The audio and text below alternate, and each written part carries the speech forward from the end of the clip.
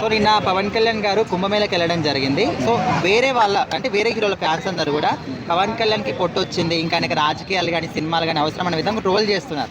So ఇట్లా troll చేయడం కరెక్టే అంటారా? పొట్టు వచ్చింది బట్ట వచ్చింది అలా మాట్లాడడం తప్పు అయ్యేది.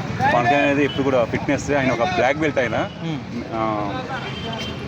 ఆయన రాజకీయ పరంగా ఎంత మేలు చేస్తున్నాడో అందరూ తెలుసు. ఇప్పుడు ప్రజెంట్ లీడ్లో ఉన్నాడు. ప్రజెంట్ ఏపీ అంతా కూడా ఇప్పుడు ప్రజెంట్ అంత ఫామ్ అయిందంటే టీడీపీ పవన్ కళ్యాణ్ వల్లే ఫామ్ అయింది. అంటే ఆయన ముఖ్యంగా అక్కడికి వెళ్ళింది ఒక పుణ్యస్నానం చేయడానికి. సో అట్లాంటి ప్లేస్ లో కూడా ఇట్లా బాడీ షేమింగ్ చేయడం కానీ ఒక వ్యక్తి నెగిటివ్ గా చూపించడం కరెక్టే అంటారా? అలానే కదా, ఇప్పుడు స్నానం చేసేటప్పుడు ఎవరైనా సర్టిపుతాం కదా, సర్టిపుకుండా మనం ఆ గంగా నదిలో పవిత్రంగా మనం మునగలేం కదా, ఆ విధంగానే ఆయన మునిగదు అంతే.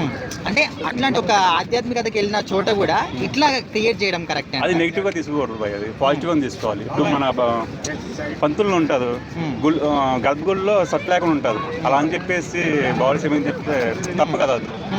అంటే ఎన్నో రకాల గొప్ప పనులు చేస్తున్నప్పటికీ అవన్నిటిని కూడా పట్టించుకోకుండా ఇట్లా ఒకదాన్ని పట్టుకొని నెగిటివ్ చేయడం కరెక్ట్ అంటారా? నెగిటివ్ చేయకూడదు, తప్పది. ఇప్పుడు మనం మంచి చేసినప్పుడు మంచిగా చూడాలి కానీ దాంట్లో చెడు చూడకూడదు. ప్రజెంట్ ఏపీలో ఆయన ఎలా చేస్తున్నాడు ఏంటంటే, ఇప్పుడు వైజాగ్ మామూలు ప్రాంతంలో కూడా ఇప్పుడు రోడ్లు ఎక్కిస్తున్నారు, అది అందరూ తెలుస్తుంది. అది ఆయన చేసే ఉపయోగం చూడాలి కానీ అలా నెగిటివ్గా మాట్లాడడం తప్పది. సో ఓవరాల్గా ఒక్క మాటలు చెప్పాలంటే ఏం చెప్తారండి?